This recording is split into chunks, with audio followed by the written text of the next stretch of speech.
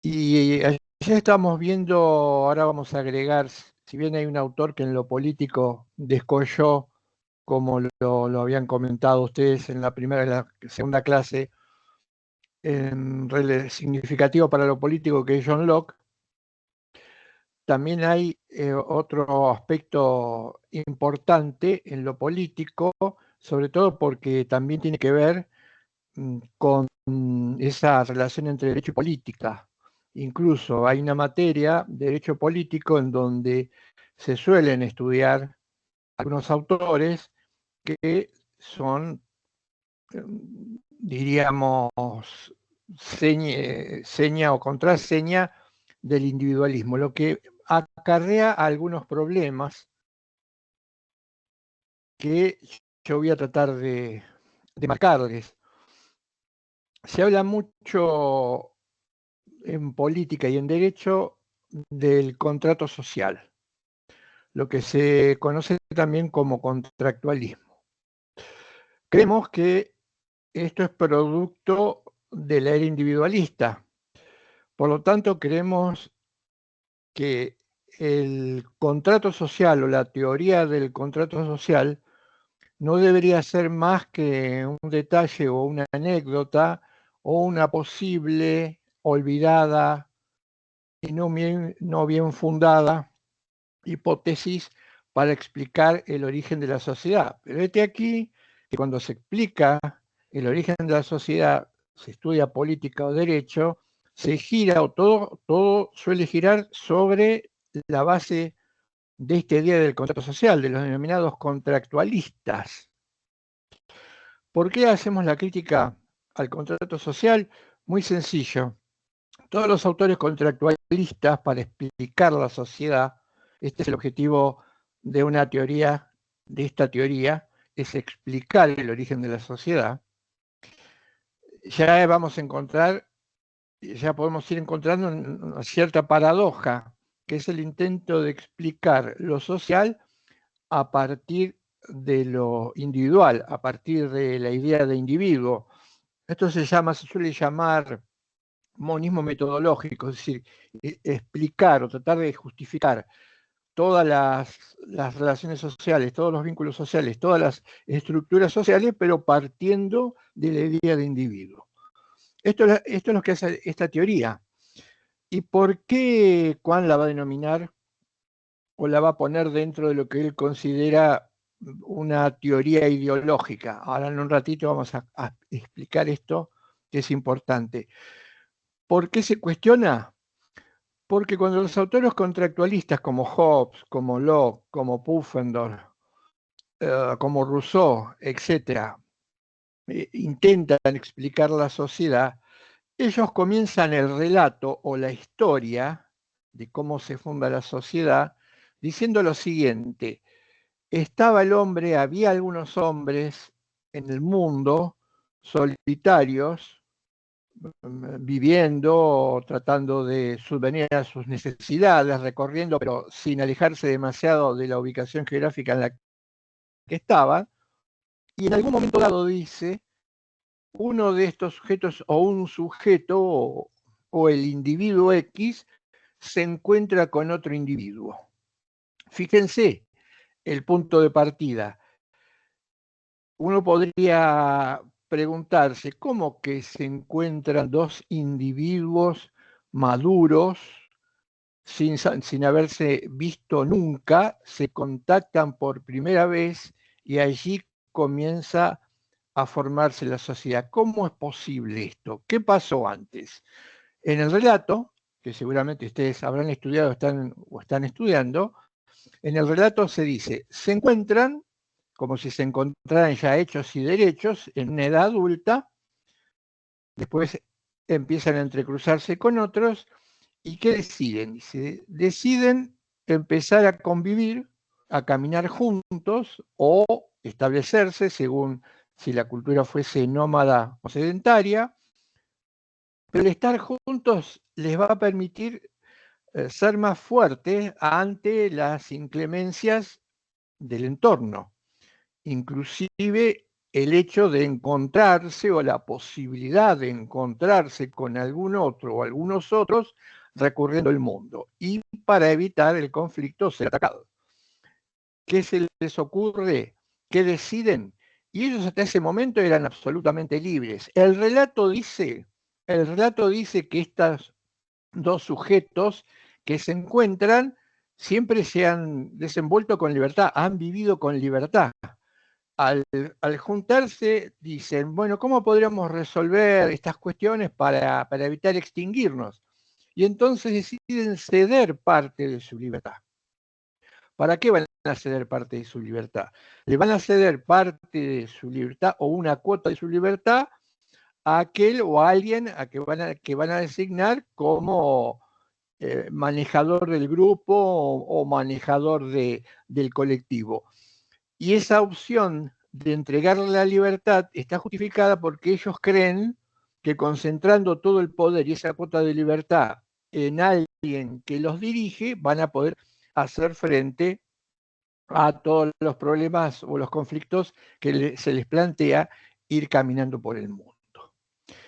Esta explicación, que más bien parece, hasta diría, podría dar lugar a un mito, adolece de muchísimas fallas. Una fundamental, que es la siguiente: no se ha encontrado, por supuesto, esto ya de una manera mucho más actual, con instrumentos que miden la cultura, pueden medir el paso del tiempo, las etapas históricas, todas estas investigaciones sobre el ser humano que están en curso, en ninguna se ha encontrado ni siquiera un mínimo de evidencia empírica de que el origen de la sociedad se haya dado de esta manera. Pero ¿por qué no podría darse nunca de esta manera? Vamos a ir adelantando un poquito del argumento que luego nosotros vamos a considerar como fuerte, que es la dialógica. La cuestión sería, ¿cómo hace un individuo en solitario para desarrollarse, para vivir, para crecer, para aprender un lenguaje, para intelectuar, para defenderse? ¿Cómo hace estando solo? ¿Cómo llega ese hombre adulto que se encuentra con otro hombre adulto en algún momento? ¿Cómo aprende todas las reglas que solo pueden aprenderse en contacto con otros? Fantasía pura. Pero además de esto, insisto, esto se estudiaba hasta no hace mucho tiempo, no que se estudiaba hasta no hace mucho tiempo, uno lo puede estudiar como un dato de color, como una postura histórica, como algo, con una manera alambicada de querer explicar algo que es muy difícil de explicar. Pero la cuestión es que hasta hoy en día muchas veces, de distintos ámbitos, incluso del jurídico, se dice la ruptura del contrato social. ¿Cuándo se firmó un contrato social por parte de la humanidad? ¿Cuándo firmó Occidente un contrato social? Insisto, no hay la más mínima evidencia empírica de este dato y no podría haberla. Pero algunos dicen, y lo que pasa es que la teoría del contrato social está bien, es una hipótesis de trabajo, no habría ningún inconveniente en utilizar a esta teoría como una hipótesis de trabajo. Pero ¿saben dónde está el problema?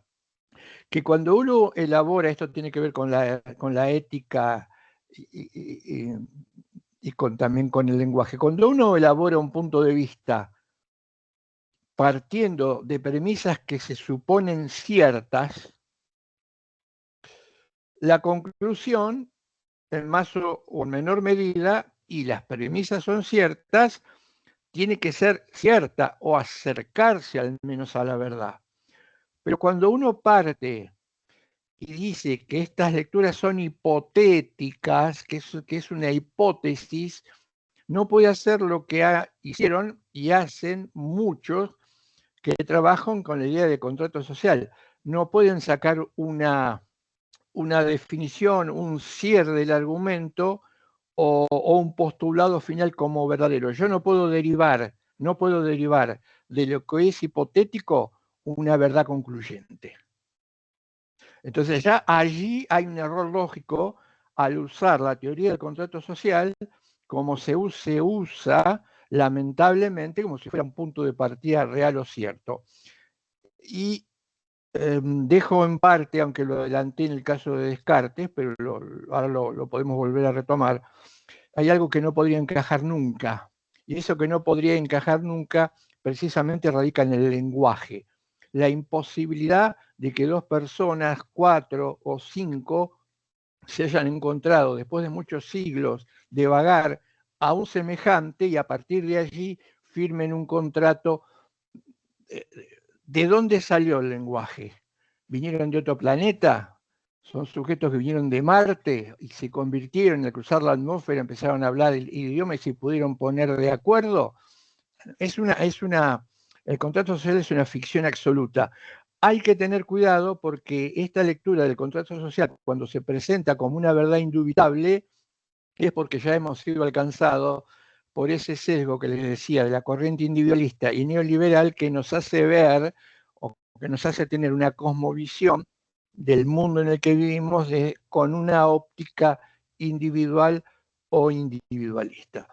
Esto quería marcarlo respecto al contrato social porque, como vimos, ejemplos en el derecho de individualismo y habíamos analizado o dijimos, hablamos primero de la propiedad privada, hablamos o podríamos hablar también de los derechos subjetivos, tenemos que hablar del contrato y tenemos que hablar del contrato social. Puntualmente en el contrato interindividual, la figura del contrato. ¿Qué característica especial tiene cuando se convierte en el modo prioritario de relación o vinculación en la modernidad, en la revolución industrial, en la ruptura del mundo moderno con el medioevo? Aparece o reaparece la figura del contrato. Sabemos que el contrato ya existía culturalmente hablando, pero con otras características. ¿Qué diferencia tiene el contrato que aparece en la modernidad? Imbuido de una lectura individualista. Recordemos o retomemos lo que dije en algún momento sobre Kelsen. Kelsen dice, la única manera que dos sujetos racionales y libres no terminen confrontando entre sí y eliminándose entre sí es que exista algo que los limite, que los convoque, pero que los limite. Y dice Kelsen, lo único que puede hacer esto es un contrato. ¿Por qué? Porque en un contrato se fija expresamente qué puede hacer el otro y qué no puedo hacer yo, y qué puedo hacer yo y qué puede hacer el otro y no yo. De esta manera, dice, el contrato moderno surge como una especie de limitación, de freno. Y esto también es importante. Podrían hasta celebrar un contrato sin necesidad de conocerse. La idea es que haya algo que evite o que limite el conflicto. ¿Por qué? Porque aún siendo racionales, dice Kelsen, inevitablemente vamos a terminar peleándonos con los demás. Por eso hasta la idea de ir hasta la figura ideal de lo contractual es que no importa que no nos veamos, que no nos conozcamos. Ya sabemos de antemano hasta dónde puede ir el otro y hasta dónde puedo ir yo. Esta es la figura, esta es la nota típica que tiene el contrato moderno, que es la base y el sustento del derecho que nosotros estudiamos, que ya les conté cómo era el origen, de dónde lo sacamos y por qué lo tenemos. El contrato tiene entonces acá una óptica completamente diferente a la que tenía, por ejemplo, en el derecho romano, en culturas como el derecho romano y otros. Y es importante esto. Uno podría preguntarse, ¿por qué existe esa diferencia en el contrato al estilo de las culturas antiguas y el contrato moderno? Y ahí va a estar en parte la respuesta que nosotros estamos intentando darle, y vamos a tratar de dar a lo largo de todo el curso. Va a tener que ver con la propia comprensión del sujeto, con la propia autocomprensión de un colectivo, de una cultura. Pero además vamos a ver que las variaciones tienen que ver con alguna perspectiva que es la adecuada y otra perspectiva que es la incorrecta. consideramos, y este es el comienzo simplemente del argumento, que la lectura del contrato en la modernidad parte de la consideración de una imagen del ser humano que está errada, que es errónea. El colectivismo también tiene una parte importante en esos desajustes que se producen en Occidente. Fíjense esto, ¿tienen algo de verdad, dijimos? Sí. Individualismo, individuo. ¿Tiene algo de verdad el colectivismo? Sí. Colectivismo, colectivo.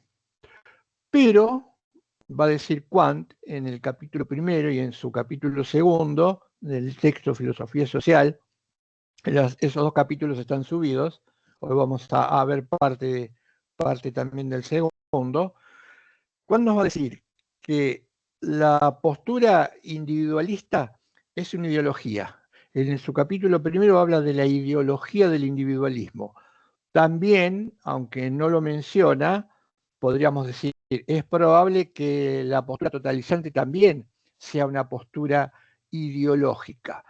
Pero Kant se dedica a analizar en ese primer capítulo al individualismo como tal.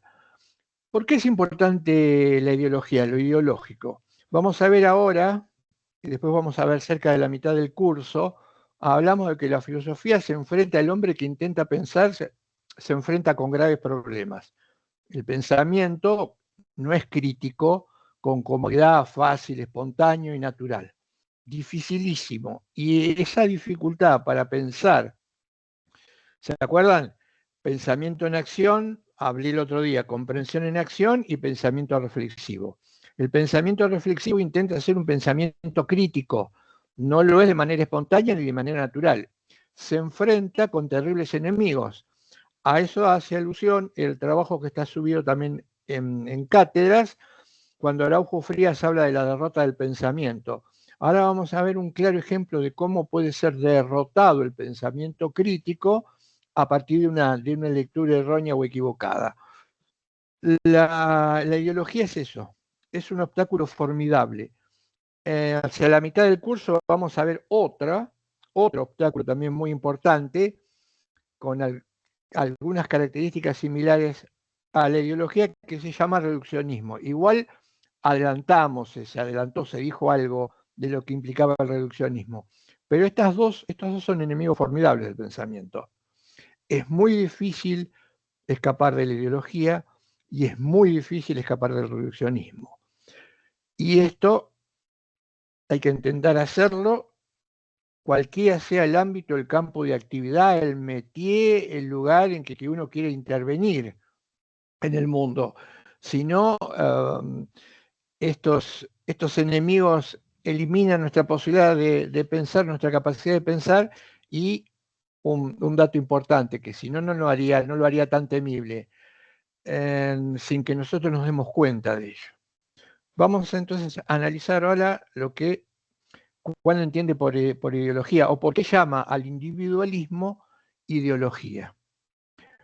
Él repasa una serie de significados. Vamos a ver una serie de significados de la palabra ideología. El primer significado, el más común, el más habitual, el neutro, dice él, neutral, sería entender a la ideología como un conjunto de puntos de vista, un conjunto de ideas.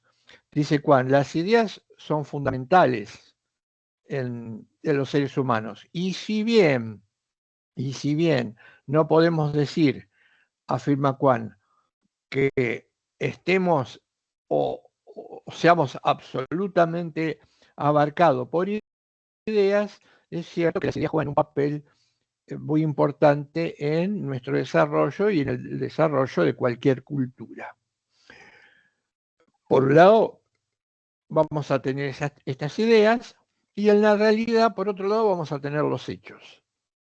En el mundo interactúan con los seres humanos ideas y hechos. Después vamos a ver un poco más de detalles de lo que implica o significa esta interacción. Pero cada ser humano tiene diferentes ideas y esto es un todo interconectado. En esas ideas idea se propone objetivos, desafíos por su condición proyectiva.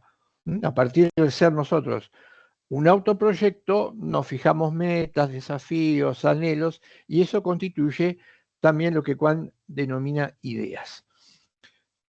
Este concepto no es, dice él, el que técnicamente nos puede servir para intentar pensar reflexivamente o críticamente. Pasa al análisis de una segunda acepción del término ideología. Y en esta acepción, dice él, está muy presente las corrientes de pensamiento que se llaman marxistas, es decir, que siguen obedecen a uno de los grandes filósofos de Occidente y la historia que se llamó, que fue Carlos Marx. Para los marxistas, lo ideológico tiene un sentido peyorativo, porque ellos llaman lectura ideológica aquella que no es la que comparten su punto de vista, su punto de partida. Para los marxistas, un ideólogo es aquel que está o que piensa de manera errónea o equivocada. ¿Pero por qué? ¿Por qué? Simplemente porque se contrapone a lo que ellos consideran desde el origen como verdadero. Entonces, alguien que no piensa como yo, diría un marxista, es un ideólogo, está equivocado, pero está equivocado por definición, porque por definición yo tengo la verdad, dicen ellos. En consecuencia, quien piensa distinto yerra. Este tampoco es un concepto que a nosotros nos pueda servir como herramienta para enfrentar los desafíos del pensamiento. Y dice, ¿cuál sería entonces? Y acota, dice, podría ocurrir, ¿qué podría ocurrir? Que alguien creyese o piense que algo es verdadero. Entonces tendremos que preguntarnos, ¿todo lo que nosotros creemos o pensamos que es verdadero, lo es por definición? Y dice Kuhn, aquí puede estar el problema. ¿Por qué? Porque muchísimas veces los seres humanos pensamos y creemos y vemos algo que es verdadero o lo vemos como verdadero, pero no porque estemos ganados por la fuerza íntima de convicción de aquello que sostenemos, no porque se nos haya dado de lleno en la cara una serie de argumentos que de por sí entendemos que son verdaderos. Entonces dice Juan, si la verdad de algo no es aquello en lo que nos apoyamos para creerlo, ¿por qué creeríamos en algo si el fundamento de esto que creemos no es la verdad?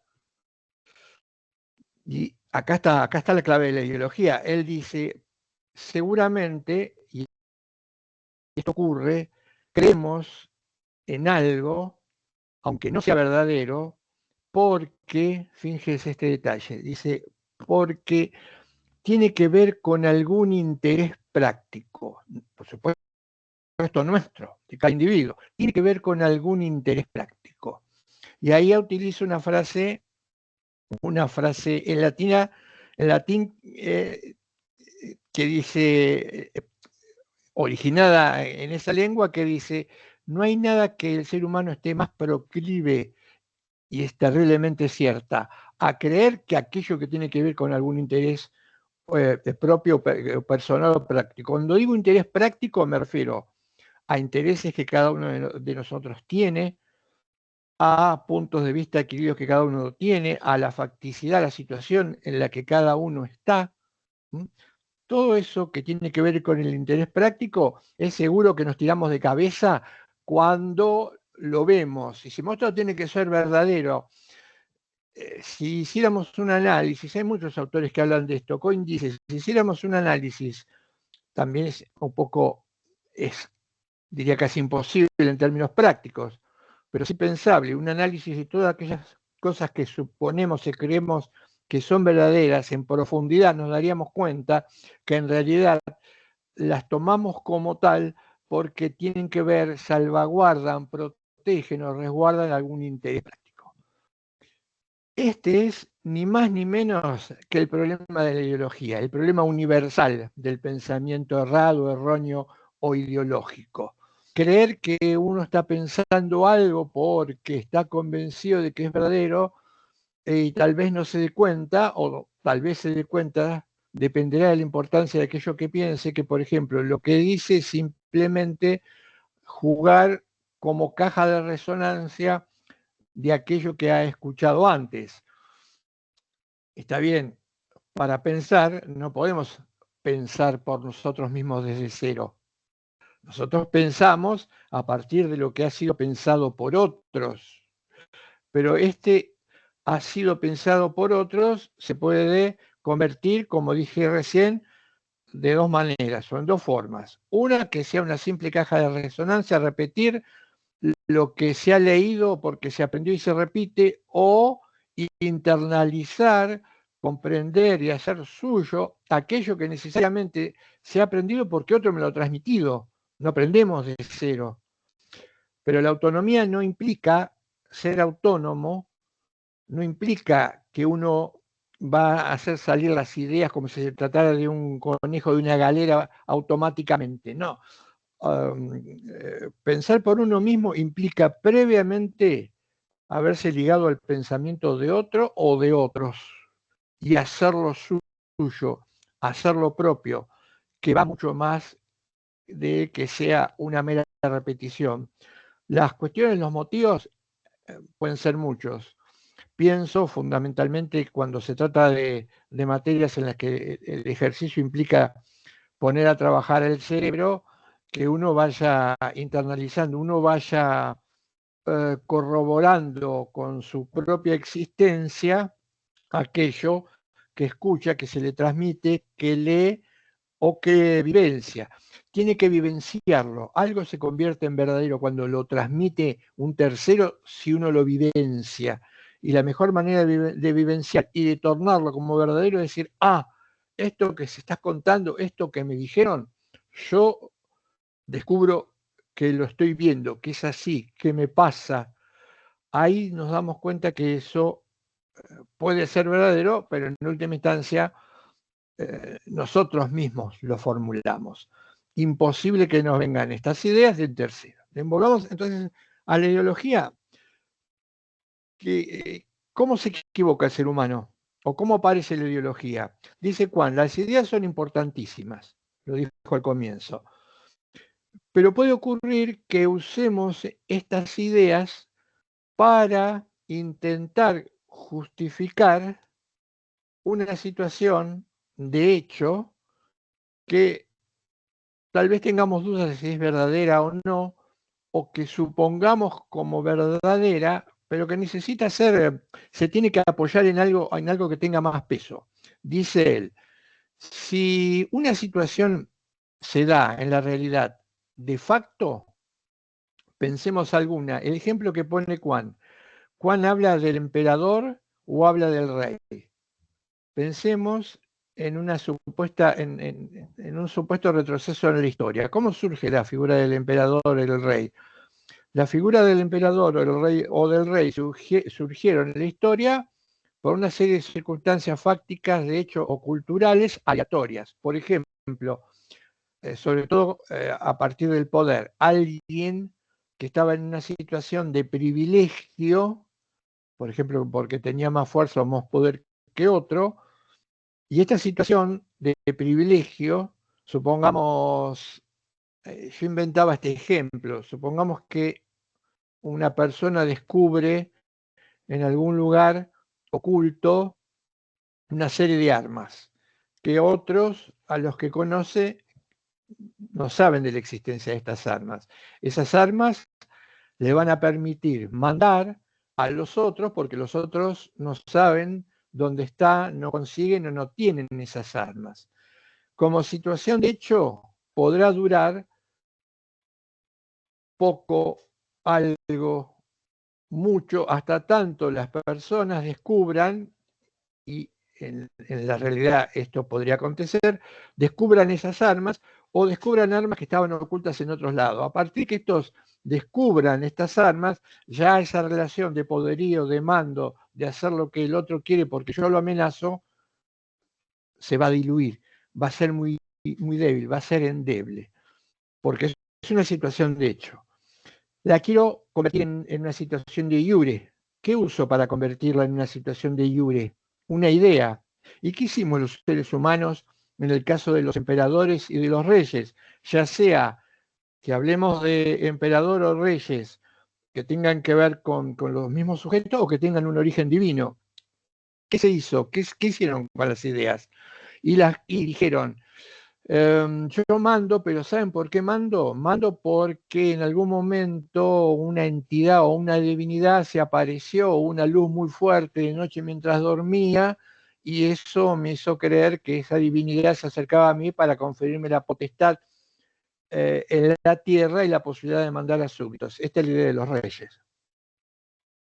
Esta es la idea de los reyes. Los reyes no son reyes porque hayan venido de lugares diferentes del planeta o porque tengan la sangre azul y nosotros tengamos sangre roja. El rey implicaba una situación de hecho que luego se convirtió en una situación de iure. ¿Por qué? Porque en última instancia el adoptar una idea para reforzarlo tenía que ver con un interés práctico, o que alguien le transmitiera una idea para reforzarlo tenía que ver con un interés práctico.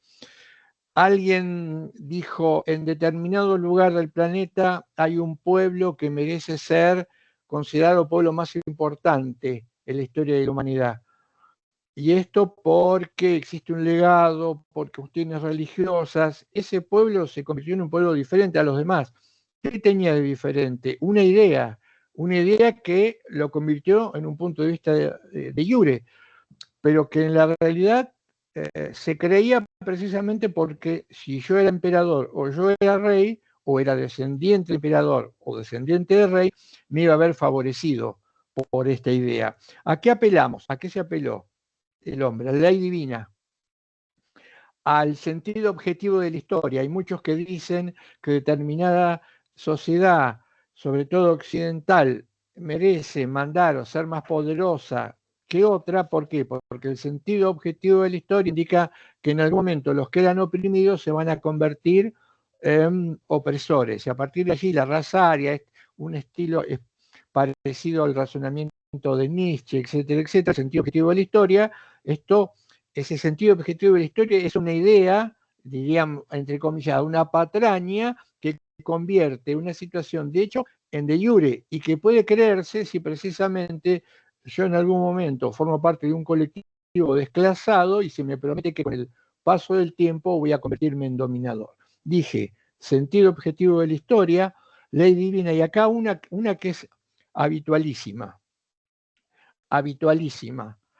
que es la naturalización o el recurrir a la naturaleza como una idea que, entre comillas, legitima de jure una situación que es puramente factual. Piensen en los griegos. Los griegos son los adalides del uso de la naturaleza como canon rector. Porque ¿qué decían los griegos? Los griegos decían que la naturaleza había marcado el destino. Ellos apelaban también mucho a la idea del destino y a la idea de la fatalidad. Siglo XXI, en el siglo XXI es oprobioso pensar que todavía hay quienes sostienen o se apoyan en puntos de vista similares a este, apelando a la idea de destino, de fatalidad. Bien, vuelvo a los griegos, que eso pueden ser disculpados. Ellos decían, la naturaleza diferenció entre los seres humanos a los amos de los esclavos.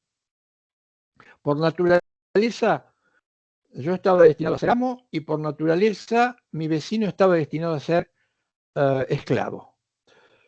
¿Cómo enfrentarse a eso? A un argumento tan fuerte cuando uno cree en la naturaleza. ¿Cómo enfrentarse a eso? Fíjense que muchas veces, y esto no es de los griegos, arranca la sociedad moderna, arranca la modernidad y en punto, por ejemplo, a al tema género y al tema sexual, se toma como parámetro lo natural. Entonces se dice, todo aquello que sea sexualmente hablando contrario a lo natural, que es como un canon, como algo que le pone un sello distintivo, es visto como anormal, es visto como una desviación. Por eso las diferentes formas de manifestar o de interpelarse sexualmente son con este argumento perseguidas y denostadas. No sos sexualmente ortodoxo, probablemente estés enfermo, tengas una enfermedad, y en los comienzos de la medicina y la ciencia y de la psiquiatría, en los comienzos, pero por ahí uno escucha de tanto algún caso reciente, se decía que estas personas necesitaban un tratamiento psíquico porque eran anormales, estaban fuera del canon de la naturaleza. Lo natural sigue siendo hoy importantísimo para justificar esto. Fíjense lo que se llama la naturalización. ¿Qué es la naturalización? La naturalización es considerar que algo que se mantiene en el tiempo, aunque sea un desastre, porque se mantiene en el tiempo, pasa a ser visto o se pasa a tener respecto de ella un pensamiento positivo. Entonces, es natural. Cuando uno dice es natural que esto ocurra así, ¿qué está diciendo? Y que no hay otra forma, no hay otra manera de verlo, es imposible modificarlo. Prestemos atención a estos tres datos antes de seguir, que son importantes. Fatalidad, determinismo, natural, todos enemigos del pensamiento, todos enemigos de la filosofía, todos amigos o hermanados con el dogma, frecuentísimo como forma de discurrir en los seres humanos. La fatalidad implica la no existencia de libertad. A tal que uno puede no darse cuenta. Y hoy estamos ricos o pletóricos de ejemplos. Yo me imagino, o no me imagino, pero me gustaría imaginarme, por ejemplo, a un griego en el medio de la polis diciendo, soy absolutamente libre, festejemos la libertad, y al mismo tiempo creyendo o pensando que su vida ya estaba marcada por el destino, como la pensaban los propios griegos, que la fatalidad era lo que recubría la polis, como pensaban los mismos griegos. Perdónenme la expresión, una contradicción galopante, insoportable esa contradicción. Creo en el destino y al mismo tiempo me proclamo como libre. Una locura, una contradicción, pero a la enésima potencia.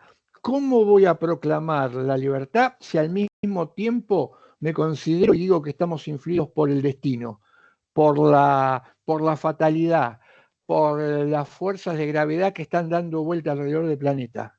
Un despropósito. En estos errores irracionales podemos caer cuando pensamos. Y lo peor es que pensemos que que dicha idea es la correcta. Hay muchísimos ejemplos de ideológico. Juan dice, ¿dónde radica el problema de la ideología? Y que con la ideología nosotros convertimos lo relativo en absoluto, lo contingente en necesario, lo superficial en importante. Permanentemente los seres humanos estamos convirtiendo algo que es relativo en absoluto, con esta manera de entender lo ideológico. Algo que es aleatorio o contingente en un dato permanente, natural. ¿Qué dice cuando habla del individualismo y va y analiza, como lo analizamos nosotros, Adam Smith en la clase el lunes en lo económico? Él dice, ¿cuál fue el problema de Adam Smith? El problema que tiene toda sociedad, que a veces hay ciertos comportamientos o actitudes que son culturalmente aleatorias o contingentes. Pero si uno no se da cuenta que eso que está ocurriendo en la sociedad es tal vez en ese momento fortuito y le atribuye un carácter absoluto, pasa lo que le pasó a Adam Smith con la clase social de los mercaderes, con la clase social de los comerciantes. En el momento en que escribe Adam Smith, la atmósfera social, además de ser en cuanto a comportamiento marcadamente individualista, marcaba el ascenso de una clase social que hasta ese momento había sido desplazada. Mucha gente navegando, mucha gente intercambiando, comerciantes. Él interpretó este fenómeno, que era, insisto, aleatorio y culturalmente fijado en ese momento, en un dato de la naturaleza. Por eso decía, el afán de lucro, el deseo de intercambiar bienes tiene que ver con la naturaleza humana. Y acá está cayendo en las redes de la ideología, porque ese dato que él rescataba como absoluto era un dato meramente relativo. El error es que lo convirtió en ideológico. ¿Y esto por qué ocurre? Juan insiste, es difícil percibir hasta qué punto una idea y lo que acontece en una sociedad y esa idea explica lo que acontece en la sociedad, no caiga en las garras de la ideología. Pero por eso lo más delicado es que probablemente no nos demos cuenta de que somos o que hemos caído en las garras de la ideología. ¿Y cuál es el dato más importante? Insisto, chequear lo que yo considero como verdadero y ver, en última instancia, si eso no tiene que ver con un interés práctico que yo estoy protegiendo o que yo estoy defendiendo. Imagínense, por ejemplo, que apunte a una verdad que sea ideológica, que apunte a un interés práctico, un heredero de una corona,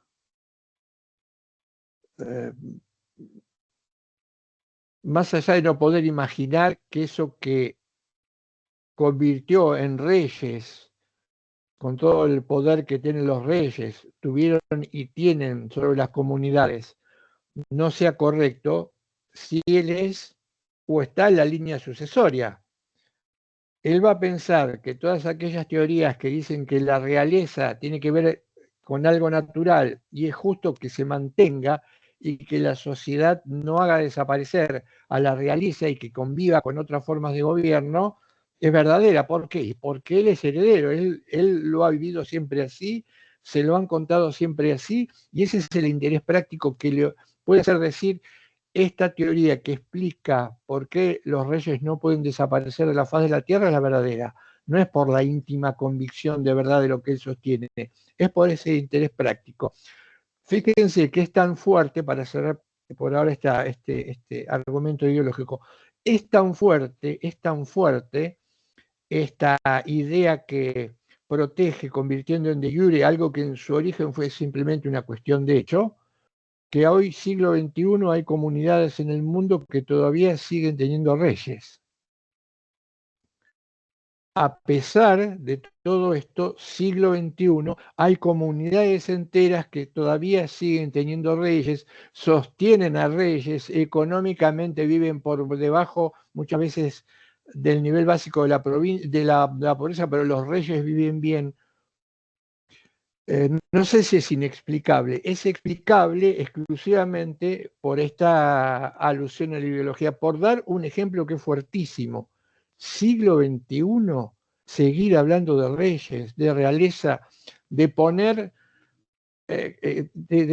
en una situación como, oh, es parte de la realeza, hemos sido alcanzados en ese caso por la ideología. Este es un gran enemigo del derecho. Diríamos, el colectivismo también es ideológico, también es ideológico, porque la idea totalizante toma o remarca un dato, algo que aparece en la historia en algún momento, y lo convierte en un signo indeleble de lo que tiene que ser o lo que debe ser. La cuestión es que el colectivismo fracasó. La diferencia entre el colectivismo y el individualismo es que el colectivismo se encarnó políticamente. fue el intento, no porque el liberalismo, neoliberalismo también no haya abrevado de lo político, pero como propuesta siempre estuvo más disimulada. En cambio, la propuesta colectivista encarnó en diferentes políticas, en diferentes lugares del mundo, en Europa, primer mundo y occidente. Y como puede ocurrir, o como suele ocurrir con muchísimas ideas o teorías que el ser humano forja, después puede caerse en el error. Esto es lo que le ocurrió al colectivismo, que en realidad se alzó contra los excesos del individualismo, como lo deben haber leído, lo dice muy bien Héctor Negri en el trabajo, en su trabajo de la crisis moral contemporánea como crisis de antropologías. Surgió como un intento de frenar los excesos del individualismo, pero cometió el mismo error o lo duplicó, por lo cual la caída del colectivismo fue mucho más fuerte, mucho más estrepitosa, ligada a sistemas de gobierno, como decía recién, en Europa y en el primer mundo. Por eso es mucho más notorio el declive. Pero los dos sistemas de ideas están de alguna manera exhaustos. Exhaustos no quiere decir que estén acabados, que estén por cerrarse. En el caso del individualismo, como dije hoy, es todo lo contrario. Está exhausto porque no puede ofrecer ninguna respuesta a los problemas que tiene el mundo o que tiene el planeta. En ese sentido, como dice Héctor, está exhausto. No quiere decir que haya desaparecido o esté por desaparecer. Al contrario, tiene múltiples maneras de metamorfosis. El neoliberalismo lo que hace que sea muy difícil combatirlo y trabaja con la ideología. El liberalismo, el neoliberalismo también trabaja con la ideología como una manera de generar conocimientos que se supone que uno cree que son verdaderos, que no lo son, pero que probablemente tengan, como dije hoy, siguiendo a Juan, algún correlato en la realidad. Ante esto, ante estas dos lecturas, en el mundo surge también o empiezan a surgir autores o pensadores que cuestionan estos conflictos o estos dislates, sobre todo en Europa. Los principales pensadores, sobre todo los pensadores dialógicos, tienen su origen europeo. ¿Por qué? Porque surgen, los que van a fundar el diálogo, surgen en un periodo de crisis de Occidente, que es el periodo entre guerras, cuando después de ensalzar a la razón, de haber ensalzado la razón, el ser humano tuvo que retroceder y al descubrir que haber ensalzado la racionalidad implicaba la generación de guerras, hambrunas, conflictos, etcétera, etcétera, dijeron de manera coloquial, ¿no? Supongo deben haber dicho, y se nos fue la mano en la confianza que le teníamos a la razón, porque parece que lo irracional está ganando la partida.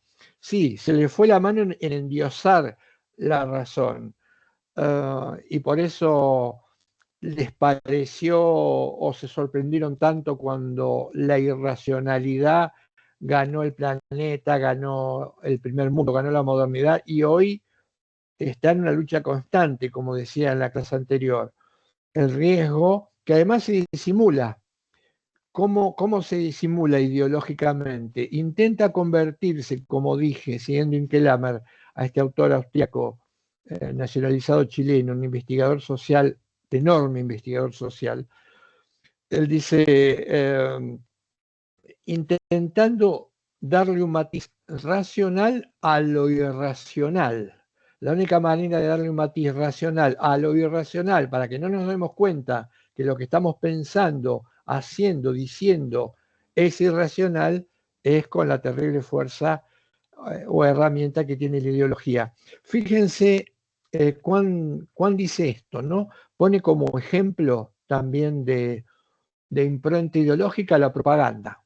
Es clarísimo, él dice, hoy por hoy la propaganda es un claro ejemplo del peso de la ideología, porque lo que se promociona, los que lo promocionan, ya ni siquiera les importa que tengan que ver lo que promocionan con la verdad de lo que dicen. ¿Mm? O alguno cree que una determinada marca de auto, una determinada marca de perfume o una determinada marca de zapatos convierten a alguien en un ser personal. No me gusta utilizar esta palabra, porque esta palabra está impuesta por esta ideología, pero tener éxito en la vida, ¿alguno cree que viene de la mano de afeitarse con una crema que tiene tal nombre o tal perfume y no otra? Ahí está el claro ejemplo de cómo la verdad no interesa, lo que interesa es promocionar. Y de ahí nos vamos, por supuesto, a cosas, como decía, cosas mucho, mucho más graves, que es la generación de necesidades artificiales.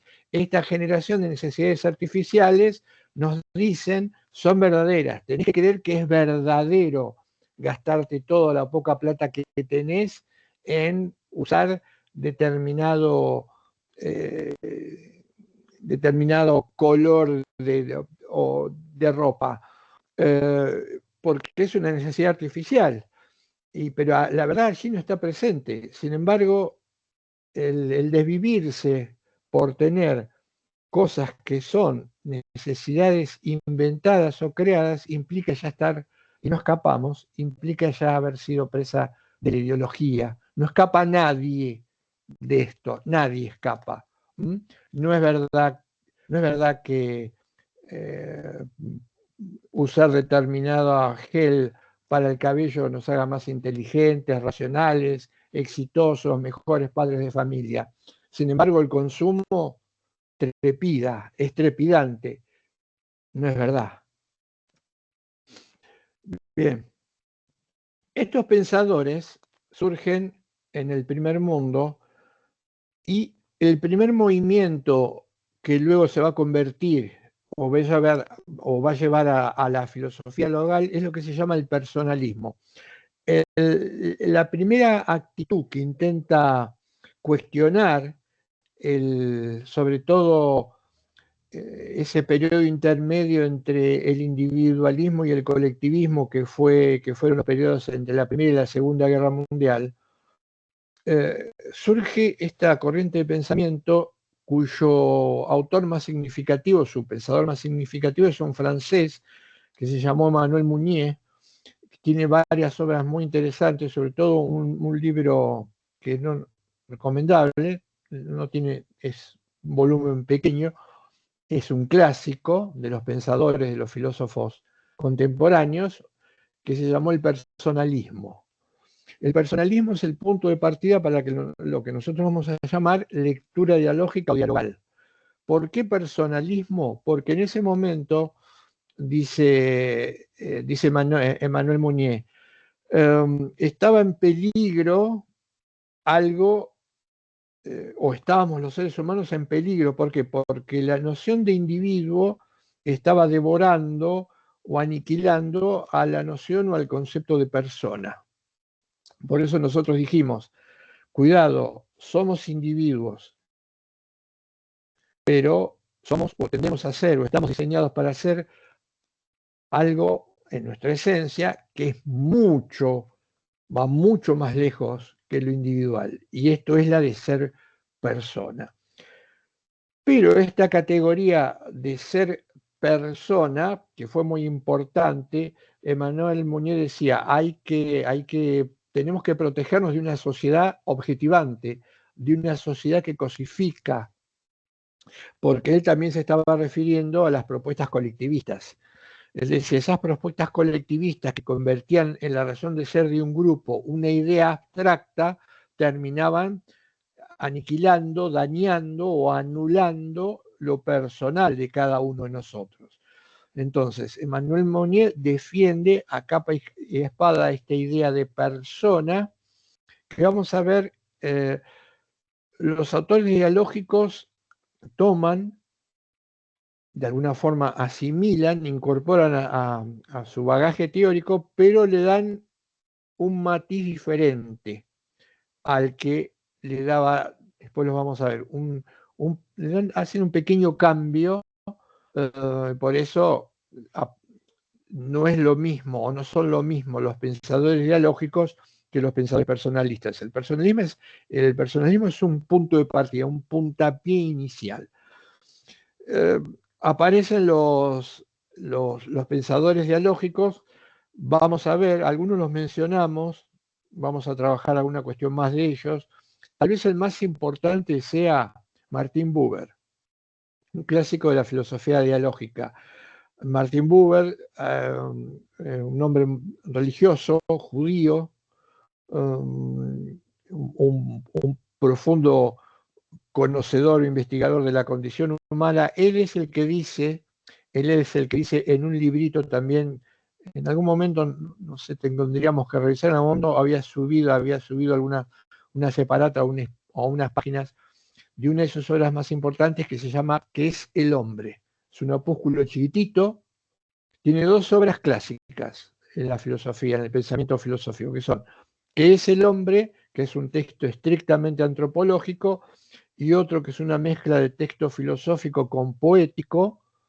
Buber tiene esa impronta que muy pocos pensadores a lo largo de la historia de la humanidad han tenido, que mezcla el conocimiento, la profundidad de su pensamiento con lo poético, con la manera de expresar esa profundidad de aquello que se conoce a partir de la poesía. Muy pocos pensadores, diría, porque no quiero que me tilden de exagerado ni que peque de exorbitante o de hiperbólico, diría que en su medida este es un don que tenía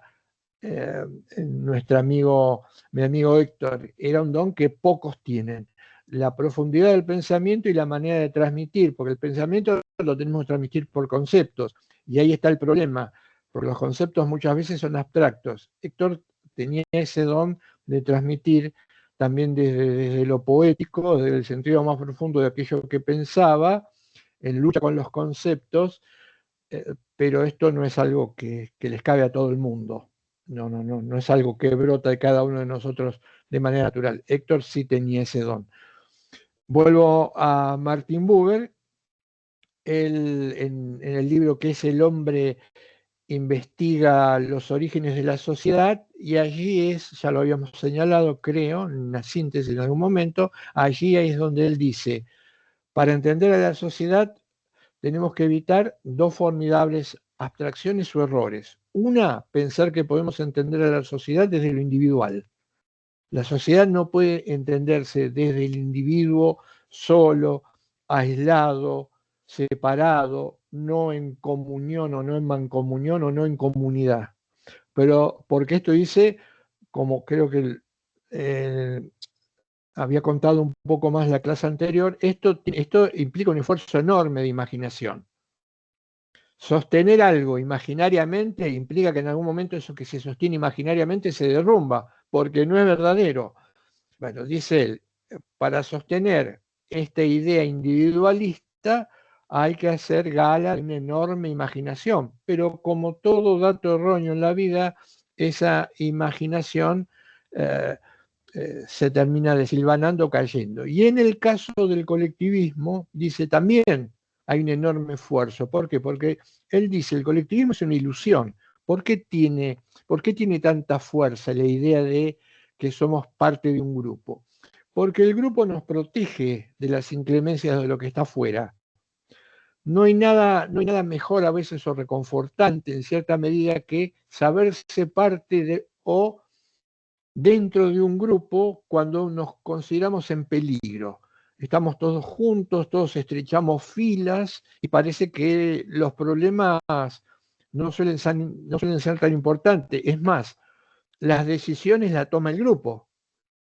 No, ¿quién toma esta decisión? El colectivo.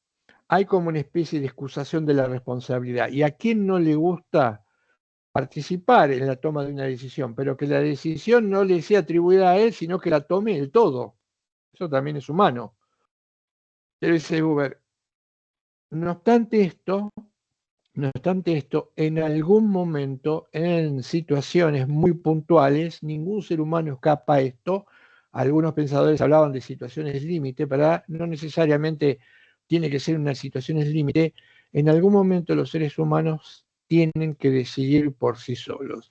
Y en el momento en que tienen que decidir por sí solos, donde no está el grupo no importa, no aparece o no nos sirve, ahí se juega la responsabilidad y es un momento de quiebre. Nos damos cuenta que el pensar que el grupo lo hacía todo por nosotros no es más que una ilusión. El momento en que tenemos que decidir, descubrimos que esto es ilusorio. Dice Weber, hay que llegar, hay que recurrir a una tercera alternativa, como había dicho en la clase anterior, una tercera alternativa excluida. ¿Qué quiere decir tercera alternativa excluida? Que en la explicación de lo social nos habíamos olvidado de que, dice Buber, la única manera de entender la sociedad no es partiendo del hombre aislado, ni del hombre masificado, sino partir del vínculo de la relación del hombre con otro. ¿Dónde está lo humano? Dice Buber. Lo humano no está en A ni en B, que son dos individuos formando parte de un grupo. Lo humano va a estar en ese vínculo que puede generarse entre, por eso se habla, los comentaristas de Buber hablan de la filosofía del entre. Lo humano se da en aquello que ocurre y solamente ocurre entre los seres humanos, no ocurre en ningún otro rincón del mundo ni de la naturaleza, dice Buber, sino solo entre hombres cuando estos se vinculan. Por supuesto, no de cualquier manera, no de una manera defectiva, vamos a ver, de una manera afectiva, no cualquier vinculación implica diálogo. Cuando lo hacen a través del diálogo, dice Buber, cuando se vinculan, ese espacio que hay entre los dos que se confrontan en el diálogo, ahí está la naturaleza de lo humano. Por eso él habla de lo interhumano, lo interhumano, que es lo que se produce al momento de entablar un diálogo. Buber decía en otra obra, que es un texto también muy interesante, es un pensador religioso, que se llama Eclipse de Dios. En ese texto Buber dice que el ser humano tiene tres salidas. La primera salida, la más importante, siendo dialógico, es con lo absoluto, filosofía, con Dios, religioso. Lo otro, con los demás, y lo tercero, con el entorno. Dice, no es que haya desaparecido Dios, aunque parezca, aunque muchos intenten eliminarlo, aunque Nietzsche diga Dios ha muerto, o aunque aparezca el ateísmo, dice Buber, no. Lo que ocurre es que hay algo que se interpone entre el hombre y Dios, por eso habla de eclipse. ¿No? En el eclipse, el eclipse es algo, un fenómeno que indica que se interpone algo entre el Sol, la Luna o los planetas, y no se ve o se ve parcialmente.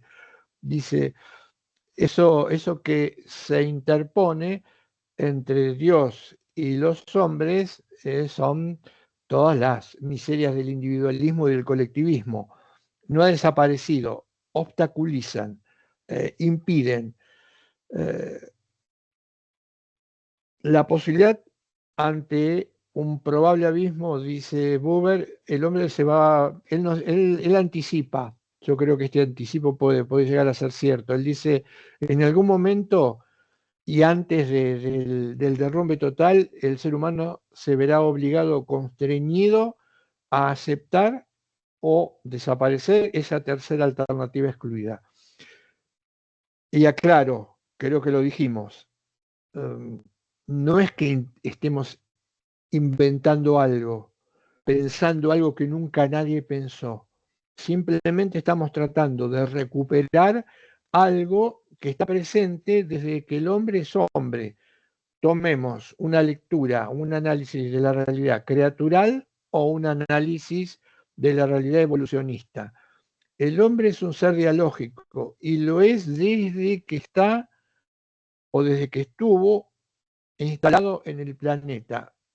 Esto no es una mezcla, esto no es la novedad de algo que unos y ufán inventamos, no, es simplemente recuperar esto que estuve siempre presente. Pero, ¿qué pasó? Como dice Héctor, esas lecturas antropológicas equivocadas ocluyeron la verdadera imagen del hombre. Esto lo dice él en uno de los textos. Ocluyeron la verdadera imagen del hombre. Huyeron quiere decir, como dice Buber, ocultaron, desfiguraron el verdadero rostro del humano, pero que era como es y será desde los comienzos de los tiempos. Esto tiene que ver con la esencia. La esencia nosotros vamos a defender desde la lectura dialogal que nuestra esencia parte o arranca de la presencia del otro. Vamos a decir algo, una palabra clave en la filosofía del diálogo, que es el otro, la otredad. En algunos de los textos habla de la otredad. La otredad es una categoría que recuperan los pensadores dialógicos porque, como dice uno de ellos que nosotros trabajamos, la Inentralgo, también algo parecido dice, y vamos a verlo López Quintás, dos españoles formidables, pensadores dialógicos, el segundo vivo aún, Alfonso López Quintás. Estos pensadores dicen que esa condición de otro estuvo presente a lo largo de toda la historia. El otro estuvo siempre, ¿no? Olvidándonos del mito del contrato, del cuentito de la novela rosa del contrato. Estuvo siempre presente el otro. ¿Cuándo cambia la situación? Y si en algún momento los seres humanos nos ponemos a pensar en cómo explicamos o justificamos a los otros. En algún momento era como natural. Había el otro, pero nadie se ponía a pensar en la realidad del otro, porque no había autoconciencia. Cuando empieza la autoconciencia, dice la Inentralgo, y es a partir del cristianismo.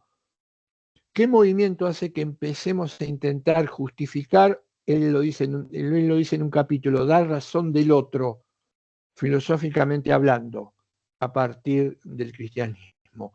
Y nos encontramos con ese dato. Descartes, fíjense, Descartes, el acúspide del individualismo, ¿da razón del otro? ¿De qué manera da razón del otro? Dice que el otro es improbable. Ninguna razón da Descartes del otro. Es el razonamiento por analogía, no me acuerdo si lo desarrollé, el razonamiento por analogía es probable, no sé, dice Descartes, a lo mejor hay un Dios maligno que me engaña, a lo mejor el perro que veo correr por la calle es un robot, da varias respuestas Descartes, pero ninguna arriesga y dice el otro es otro con independencia de que yo lo perciba o no. Es decir, es probable, probablemente. El razonamiento por analogía, ¿saben qué era el razonamiento por analogía? Descartes dice, si yo estoy enojado, estoy muy enojado, preso de la ira, y me miro en un espejo, voy a ver que mi rostro está alterado, que el color de mi rostro cambia, que las venas se ensanchan. Estoy viendo un estado de crispación. Estoy enojado. Dice él, cuando veo a otra persona y veo que esa otra persona también manifiesta en su rostro los cambios que yo manifesté cuando me miraba en el espejo, se pone más colorado, sus venas se ensanchan. Él dice, tengo que suponer que el otro está enojado o se enoja igual que me enojo yo. Pero no lo hace de manera directa, lo hace de manera indirecta. Es lo que se llama un razonamiento por analogía. Los pensadores dialógicos van a desbaratar todo esto de una vez y para siempre y van a decir, lo primero que percibe un ser humano cuando sale al mundo no es él, es otro. Impacta, se choca con la otredad del otro. Por eso la primacía, dicen los pensadores dialógicos, hablan de la relación yo-tú, y esto me había olvidado, ahora recuerdo que en la argumentación me lo había olvidado. Uno de los libros más importantes de Buber se llama Yo-tú. Dice, lo primordial en el vínculo va a ser el otro, lo más importante va a ser el otro. Claro, cuando estos pensadores dialógicos entran en escena, en el juego, se produce un escándalo a nivel de pensamiento, a nivel intelectual. ¿Por qué? ¿Cómo? Me están tirando abajo algo que era parte del pseudo conocimiento moderno. ¿Qué decía el pseudo conocimiento moderno? Y el pseudo conocimiento moderno decía, lo más importante es el yo.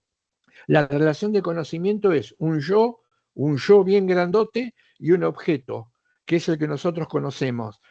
Con todas las ventajas que tiene, si el conocimiento es así, un yo, porque domina, maneja, irradia sobre el objeto que conoce y lo manipula, lo tiene, y al conocerlo lo puede usar, y al usarlo lo puede destruir. Y la relación siempre es sujeto, ese, en los libros de filosofía se ve así, sujeto es escrita con mayúscula, la flechita y el objeto. Desmorona completamente esta idea si fuese posible un conocimiento de este tipo. Primero, o además, va a desmoronar una idea que la ciencia moderna tenía como indiscutible, que era la neutralidad. No hay neutralidad en el conocimiento. Cuando se conoce, el que conoce ya en la manera en cómo conoce está poniendo parte de su propia impronta. No hay un conocimiento neutral, no existe la neutralidad en el conocimiento. Entonces, cuando yo conozco, van a decir los dialógicos, cuando me acerco a otro, en parte estoy poniendo mi facticidad, eso es el término a usar, pero todavía no hemos contado mucho de esto, es el que va a aparecer en ese vínculo. La importancia del otro, dijimos, se dijo, lo podemos repasar, el otro, ¿cómo era antes de la perspectiva dialógica? ¿O cómo podía serlo cuando la relación no era dialógica o dialogal? ¿O cuando la atmósfera de esa sociedad era totalizante? No es constitutivo, sino consecutivo. ¿Qué quiere decir? Que los demás, como decía el individualismo, son consecutivos a mí. Pueden estar, pueden no estar, no importa, no son necesarios, da lo mismo, pero si están, algo puedo hacer con ellos. Impronta individualista. ¿Y qué puedo hacer con ellos si están? Si no son importantes, si solamente son consecutivos. Y ahí empieza o se va a agigantar uno de los problemas de la lectura individualista que trata de contrarrestar la dialogal. Los va a utilizar. La utilización del otro es un fenómeno que está presente en todas las culturas. Lo que pasa es que el individualismo, por su propia naturaleza, induce, multiplica, y esto también se ve en la actualidad, los usos del otro, el uso del otro, el usarlo al otro, porque cuando usamos al otro puede darse, si estamos imbuidos y muchas veces cuando no nos podemos escapar vía pensamiento de la realidad, pensamos que el otro simplemente es alguien que puede girar, sería como una especie de satélite, gira alrededor del centro del sol o lo que fuere, que soy yo. Constitutivo es otra cosa. Ya lo vamos a ir contando. Constitutivo es algo totalmente diferente. Constitutivo significa que sin el otro no hay realidad posible, no hay humanidad posible. Sin el otro o a partir del otro recién puede haber un yo con todas las letras, pero la primacía la tiene el tú. Voy a contar algo más que me pareció, ahora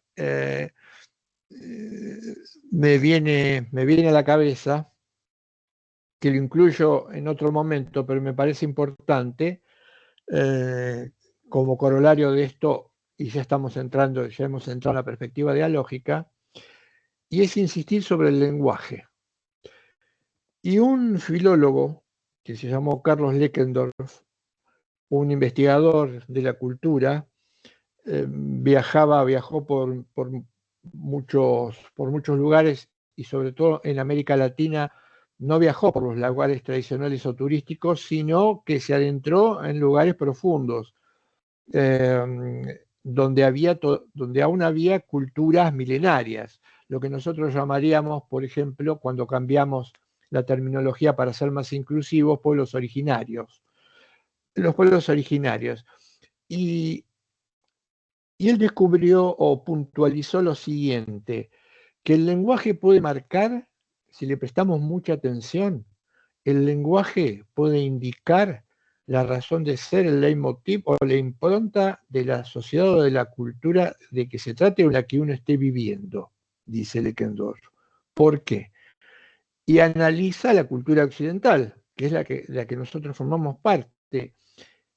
Y él dice, me llamó algo la atención de mi convivencia durante más de un año y medio, compartiendo absolutamente todo, con una cultura que está en extinción. En México, en Chiapas, los tojolobales, lugar emblemático, silvestre en el continente latinoamericano por muchos factores. Chiapas, la cultura tojolobal. Pero vamos a la conclusión que él saca del lenguaje. Él dice, me costó muchísimo adaptarme o poder comunicarme con ellos. ¿Por qué? Porque dice, nosotros usamos el yo, dice Leckendorf. La cultura occidental es el yo. ¿Cuántas veces usamos la expresión o la palabra yo durante el día? Yo esto, yo aquello, yo siempre digo, esos clichés que repiten, yo esto, yo.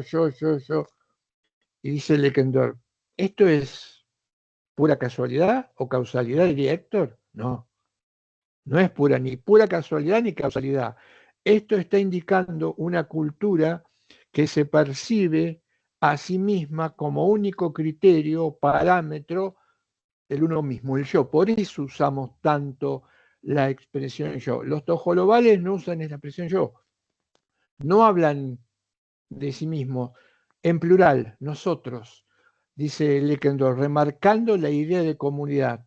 Hablan, no necesitan de hacer referencia a sí mismos, si no hablan de nosotros, de la comunidad, de la importancia del otro.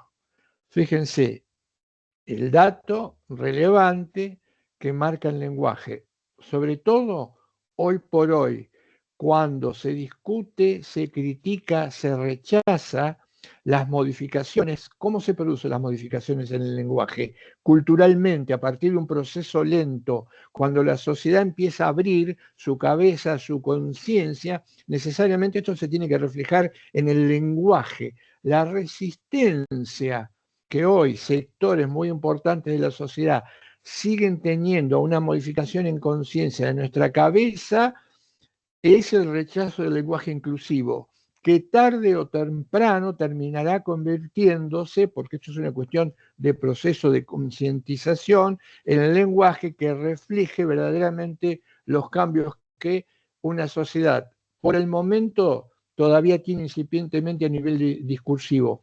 La resistencia radica precisamente en esto, en creer que el lenguaje es un simple adorno, que las palabras se pueden usar de cualquier manera, que se pueden armar de cualquier manera, que lo que dice un pueblo a partir del lenguaje no significa absolutamente nada.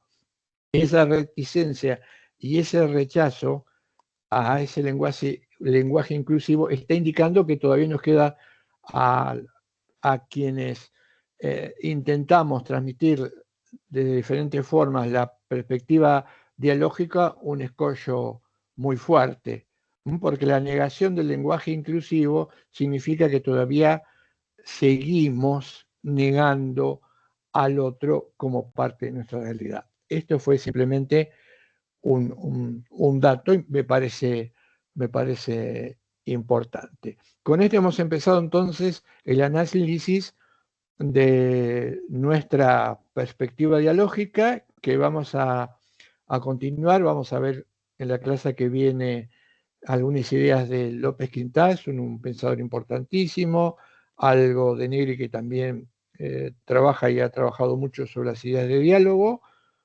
y con esto intentaremos defender nuestra lectura. Insisto, o traigo esto y ya me voy, con lo de origen, porque todo esto está conceptualmente ligado. ¿Por qué la perspectiva dialógica? Porque la perspectiva dialógica, consideramos, es hoy por hoy, con pretensión de verdad, la lectura que responde a lo que nosotros somos. Pero en punto al derecho, ¿por qué es importante? Porque nosotros vamos a demostrar que cualquier producto cultural, sobre todo, o a nosotros nos toca analizar el derecho, podemos, si Si nos vamos más allá de las formas, vamos a descubrir qué imagen del ser humano tiene el hombre que hizo el derecho de determinada manera y en determinado momento. Y lo que vamos a hacer es demostrar que el derecho es lo que es el verdadero derecho precisamente porque refleja o marca ciertas notas de la condición humana, aunque el que lo elabore no sea totalmente consciente de esto. Esto es lo que, entonces ahora empezamos o nos metemos de lleno en ello. Nada más, no sé si alguna acotación